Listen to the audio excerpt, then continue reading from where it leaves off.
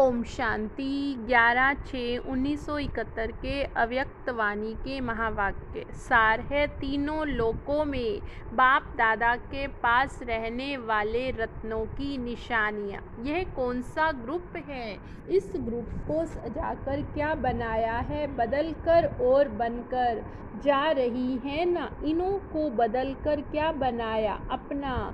जब साक्षात्कार करेंगी तो हम क्या बने हैं तब औरों को बनाएंगी। यह ग्रुप समझता है हम रूहानी सेवाधारी बनकर जा रहे हैं। सभी अपने को सेवाधारी समझकर सेवा स्थान पर जा रही हो। वह अपने अपने घर में लौट रही हो। क्या समझ किए जाती हो? अगर अपने लौकिक परिवार में जाओ उसको क्या समझेंगी? वह भी सेवा स्थान है, सिर्फ सेंटर ही सेवा स्थान है।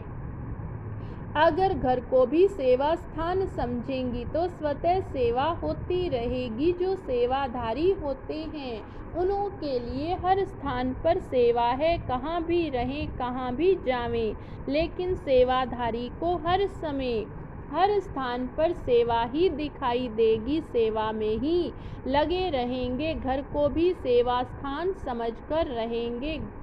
बुद्धि में सेवा याद रहने से स्मृति की शक्ति से कर्म बंधन भी सहज और शीघ्र खत्म हो जाएंगे। इसलिए जब सेवाधारी बन के जा रही हो तो हर संकल्प में सेवा करनी है। एक सेकंड व एक संकल्प भी सेवा के सिवाय नहीं जा सकता। इसको कहते हैं सच्चा रूहानी सेवाधारी।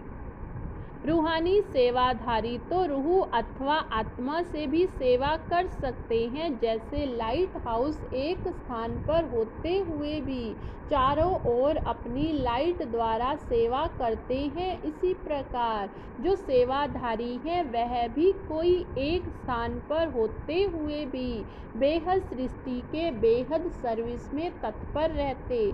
तो लाइट हाउस और माइट हाउस बनी हो, दोनों ही बनी हो। लाइट हाउस बनी हो और माइट हाउस अभी बनना है। ज्ञान स्वरूप है लाइट हाउस और योग स्वरूप योग युक्त अथवा अवस्था है माइट हाउस। तो सभी ज्ञानी तो आत्मा, योगी तो आत्मा बनकर जा रही हो ना। अभी कुछ रह गया, पूरा श्रृंगार किया। वैसे भी कुमारी अवस्था में स्वच्छता और अपने को ठीक रीति सजाने पर रहता ही है। यहाँ भट्टी में भी पूरी तरह ज्ञान गुणों के श्रृंगार से सजाया है, सजकर जा रही है। वह जाकर अभी और कुछ करना है। पूरे अस्त्र शस्त्र से तैयार होकर युद्ध के मैदान में जा रही हैं। जो अस्त्र शस्त्रधारी होंगे वह सदैव विजयी होंगे। शस्त्र शत्रु को समाने आने नहीं देंगे। तो शस्त्रधारी बनी हो। जो शत्रु दूर से देखकर भाग जाए, अभी ऐसे बने हैं। मधुबन वरदान भूमि के प्रभाव में बोल रही हो। वह अविनाशी शस्त्रधारी व श्रृंगारी अपने को बनाया है। कल नीचे उतरेगी तो स्टेज वहीं ऊंची रहेगी। यह भी पक्का कर दो।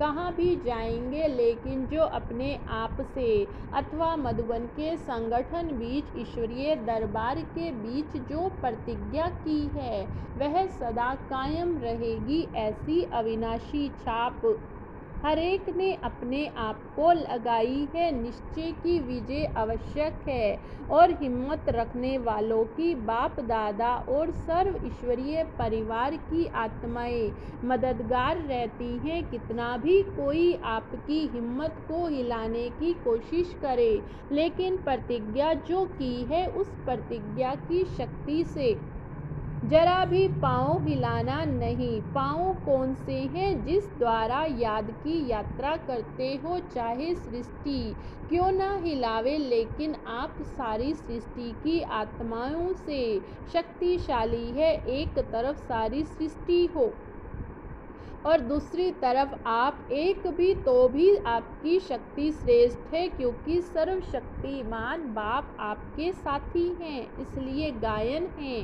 शिव शक्तियाँ। जब शिव और शक्तियाँ दोनों ही साथी हैं तो सृष्टि की आत्माएं उसके आगे क्या, अनेक होते हुए भी एक समान नहीं, इतना निश्चय बुद्धि व प्रतिज्ञा को पालन करने की हिम्मत रखने वाली बनकर जा रही हो ना। प्रैक्टिकल पेपर होगा, थ्योरी का पेपर तो सहज होता है, किसको सप्ताह कोर्स कराना व म्यूजियम या प्रदर्शनी समझाना थ्योरी का पेपर है, लेकिन प्रैक्टिकल पेपर में जो पास होते हैं वही पास विद ऑनर होते हैं। जो ऐसे पास होते हैं वही बाप दादा के पास रहने वाले रतन बनते हैं। तो पास में रहना पसंद करती हो व दूर में देखना पसंद आता है, पास विद ऑनर बनेंगे, यह भी हिम्मत रखनी है।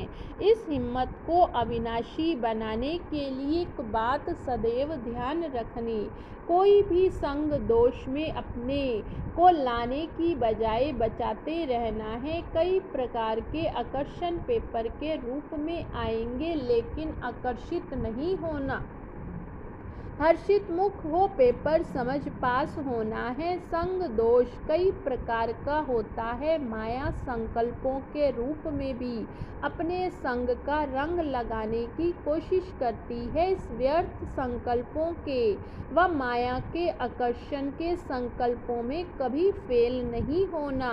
फिर स्थूल संबंधी का संग, उसमें न सिर्फ परिवार का संबंध होता, लेकिन परिवार के साथ साथ और भी कई संबंध का संग है।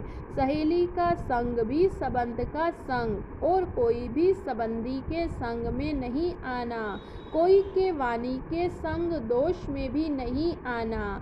वाणी द्वारा भी उल्टा संग का रंग लग जाता है, इससे भी अपने को बचाना। और फिर अन्य का संग दोष भी है, अगर कभी भी किसके भी समस्या अनुसार व कोई संबंधी के स्नेह के वश भी अन्न दोष में आ गई, ये अन्न भी अपने मन को संग के रंग में लगा देता है, इसलिए इससे भी अपने को बचाते रहना। कर्म का संग भी होता है, इसलिए इससे भी अपने को बचाते रहना, तब पास विथ ऑनर बनेगी। संग दोष के पेपर में पास हो गई तो समझो समीप आ सकती हो, अगर संग दोष में आ गई तो दूर हो जाएंगी। फिर ना निराकारी वतन में, ना अभी संगम युग में, ना भविष्य में पास रह सकेंगी। एक संग दोष तीनों लोकों से दूर हटा देता है। एक संग दोष से बचने से तीनों लोकों में, तीनों कालों में बाप के समीप रहने का भाग्य प्राप्त कर सकती हो। इस ग्रुप को बाप दादा हंसों का संगठन कहते हैं। हंसों का कर्तव्य व स्वरूप क्या होता? हंसों का स्वरूप है प्योरिटी और कर्तव्य है सदैव गुणों रूपी मोती ही धारण करेंगे। अवगुण रूपी कंकड़ कभी भी बुद्धि में स्वीकार नहीं करेंगे। ये हंसों का कर्तव्य, लेकिन इस कर्तव्य को पालन करने के लिए बाप दादा से सदैव आज्ञा मिलती रहती है। वे कौन सी आज्ञा? जिस आज्ञा का आपका चित्र भी बना हुआ, बुरा ना देखना, बुरा ना सुनना, ना बोलना, न सोचना। अगर इस आज्ञा को सदैव स्मृति में रखेंगे, फिर सच्चा हंस बनकर बाप जो सर्व गुणों का सागर है, सागर के किनारे पर सदैव बैठे रहेंगे, तो अपनी बुद्धि को सिवाय ज्ञान सागर बाप के और कहाँ भी ठिकाना न देना, क्योंकि हंसों का ठिकाना है ही सागर। अपने को हंस समझकर अपनी प्रतिज्ञाओं को पालन करती रहना। समझा है मोती और कंकड़ दोनों को, छांटना सीखा है कंकड़ क्या है, रतन क्या होते हैं, नॉलेजफुल तो बनी हो। अब देखेंगे ये हंस क्या कमाल कर दिखाते हैं। हंसों का संगठन न चाहते हुए भी अपनी तरफ आकर्षित करता है, तो संग दोष से बचना है और ईश्वरीय संग में रहना है। अनेक संग छोड़ना, एक संग जोड़ना है। ईश्वरीय संग सिर्फ शरीर से नहीं होता, लेकिन बुद्धि द्वारा भी ईश्वरीय संग में रहना है।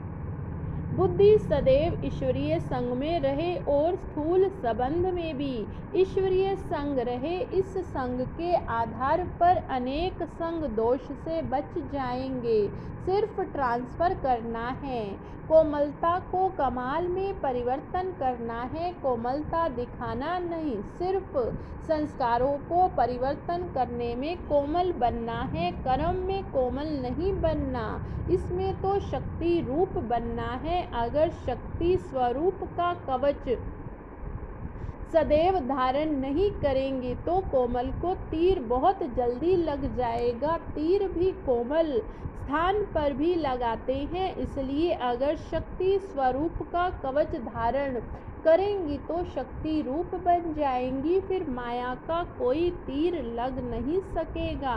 कर्म में कोमल नहीं बनना, सिर्फ मोल्ड होने के लिए रियल गोल्ड बनना है। चेहरे से नयन चैन में कोमलता नहीं लेना। यह सभी बातें स्मृति में रख पास विद ऑनर बनना है। इस ग्रुप में प्रैक्टिकल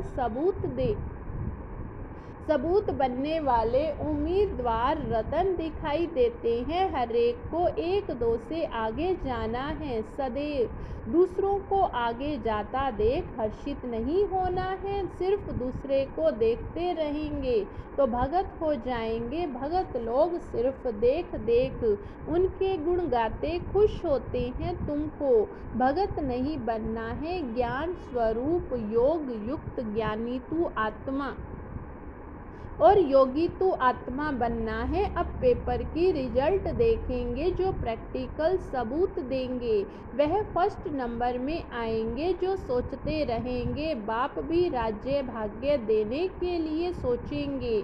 जो स्वयं को स्वयं ही ऑफर करते हैं उनको बाप दादा भी विश्व की राजधानी का राज्य भाग्य पहले ऑफर करते। अगर अपने को ऑफर नहीं करेंगे तो बाप दादा भी विश्व का तख्त क्यों ऑफर करेंगे। अपने को आपे ही ऑफर करो तो आफरीन कही जाएगी। गैस के गुब्बारे नहीं बनना, वह बहुत तेज उड़ते हैं लेकिन अल्पकाल के लिए। यहाँ अपने में अविनाशी एनर्जी भरना, टेम्परेरी ऑक्सीजन का आधार नहीं लेना है। अच्छा, ओम शांति।